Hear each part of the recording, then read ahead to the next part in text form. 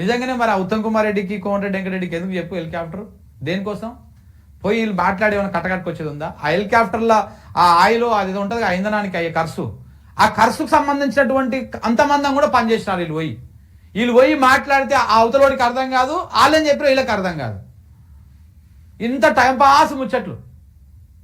So కాబట్టి ఇవన్నీ కూడా చూడండి మీరు, హెలికాప్టర్లను వాడతారు వీళ్ళు, మన దుబారా ఖర్చు మేము తగ్గించినామా అంటారు. నిన్న మనం నాకు ఎవరో చెప్పిర్రు, ఈ ఎమ్మెల్యేలకు మంత్రులకు మొత్తం జీతాలన్నీ కట్ చేయరు. అది మరి మొత్తం కట్ చేసేయి, రాష్ట్రానికి ఆదాయమే లేదు, మొత్తం అప్పే ఉడతలేదు, మనం మొత్తం దివాలా తీసిపోయినాం, మనం ఆగమైపోయినాం కదా రాష్ట్రం. ఎమ్మెల్యేలకు మంత్రులకు ముఖ్యమంత్రికి ఉన్నటువంటి అలవెన్సెస్ కానీ జీతాలు కానీ ఆ సొంతం పైసలు ఎవరి పైసలు ఆడే పెట్టుకోవాలి.